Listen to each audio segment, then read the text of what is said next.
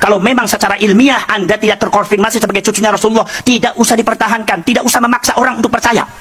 Lu siapa juga yang ngajak untuk percaya? Siapa? Udah, orang yang mau percaya habaib silahkan, orang yang nggak percaya habaib silahkan, itu aja deh. Kan Anda ngomong seperti itu, nggak usah mempertahankan. Kita nggak mempertahankan, kita malah justru menyuruh orang-orang, Anda mau percaya habaib silahkan, Anda tidak percaya habaib silahkan, Anda mau percaya bahwasanya itu keturunan Nabi silahkan, Anda mau tidak percaya itu keturunan Nabi silahkan. Kami tidak akan memaksa.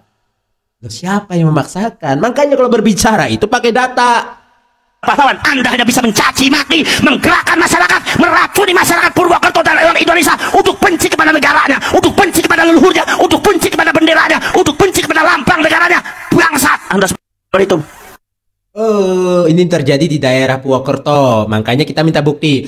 Habaib mana yang mengajarkan untuk benci terhadap negaranya? Habaib mana yang memprovokasi? Habaib mana yang sampai mengajak masyarakat untuk benci sama negaranya? Saya itu berharap kepada si Abbas nih, ya, udahlah, kalau mau berbicara masalah nasab, menghina habaib, mencaci maki habaib, memfitnah habaib, silahkan aja. Tapi kalau mau berbicara masalah nasab, itu minta agar didetailkan secara data. Diberi pemahaman ketika engkau ceramah kepada masyarakat, maka tunjukkan datanya juga. Kalau hanya sekedar koar-koar saja, itu masyarakat itu datang ke pengajian mau dapat ilmu, bukan mau dapat provokasi. Datang pengajian ingin mendapatkan keberkahan, bukan malah justru kebencian. Seperti itu. Jadi kalau mau berbicara masalah nasab, apalagi penghinaan terhadap habaib, silahkan buktikan dengan data, berbicara dengan data, jangan hanya gembar-gembor. Bayarannya kan besar. Berapa? 1 juta? Nggak mungkin. 2 juta? Nggak mungkin. 3 juta? Nggak mungkin. Kayaknya ke 3,5 juta, 4 juta lah kalau dibayar kalau 1 kali ceramah. Oh, ikhlas. Oke lah kalau ikhlas. Bagus.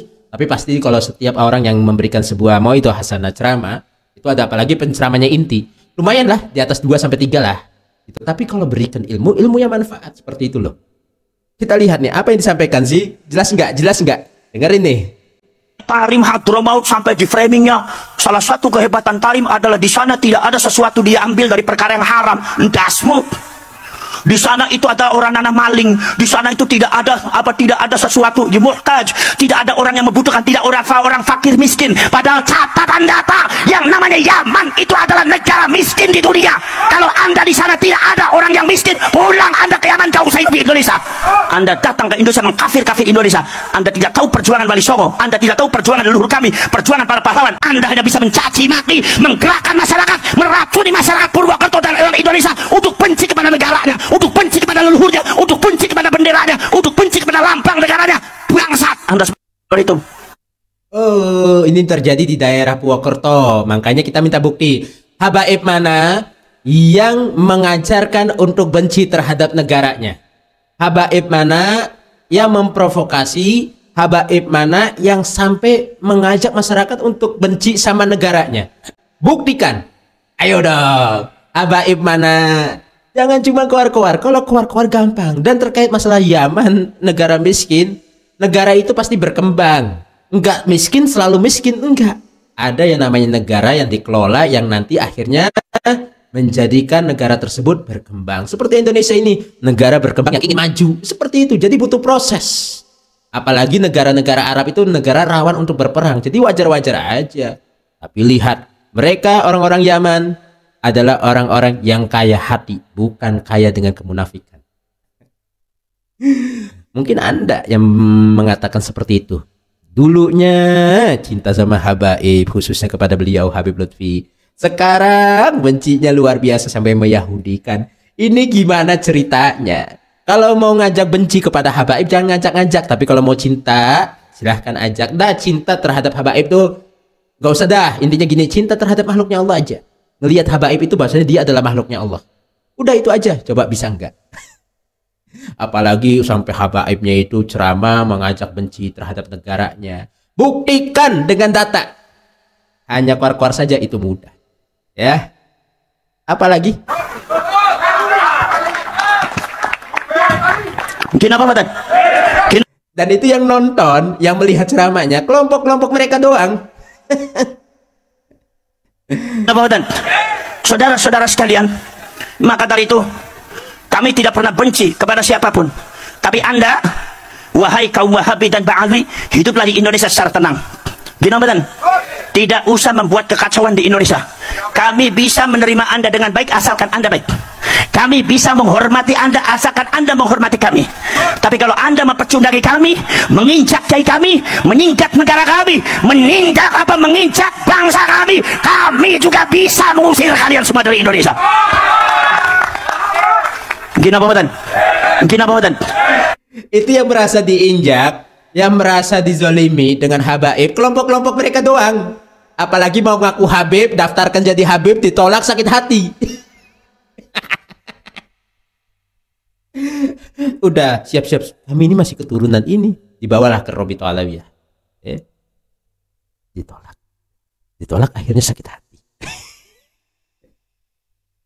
Dulu aku cinta padamu, dulu aku memang cinta. Iya.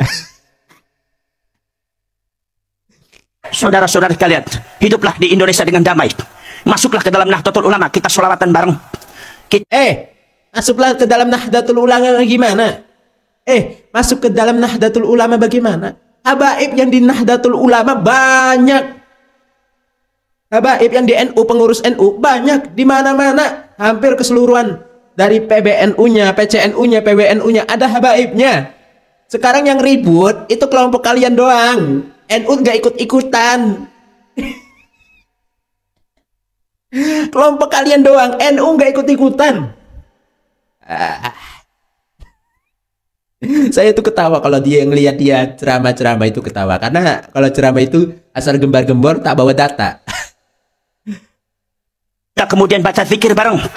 Usah. Kemudian nomor selanjutnya, kalau memang secara ilmiah Anda tidak terkonfirmasi sebagai cucunya Rasulullah, tidak usah dipertahankan, tidak usah memaksa orang untuk percaya. Lu siapa juga yang ngajak untuk percaya? Siapa? Udah, orang yang mau percaya habaib silahkan, orang yang nggak percaya habaib silahkan, itu aja deh. Kan Anda ngomong seperti itu, nggak usah mempertahankan. Kita nggak mempertahankan, kita malah justru menyuruh orang-orang, Anda mau percaya habaib silahkan, Anda tidak percaya habaib silahkan, Anda mau percaya bahwasanya itu keturunan Nabi silahkan, Anda mau tidak percaya itu keturunan Nabi silahkan. Tapi tidak akan memaksa. Loh, siapa yang memaksakan? Makanya kalau berbicara itu pakai data. Aneh zaman sekarang ya. Dapat uang berapa sih? Ini sih kadang-kadang memaksa orang suruh percaya. Orang Purwokerto yang tidak percaya kepada Habib. Orang Purwokerto yang tidak percaya dengan habaib begini. Itu doktrinnya dia doang. Habaib nggak mungkin seperti itu, ya. Dan mudah-mudahan nih video ini singkat bisa bermanfaat untuk kalian.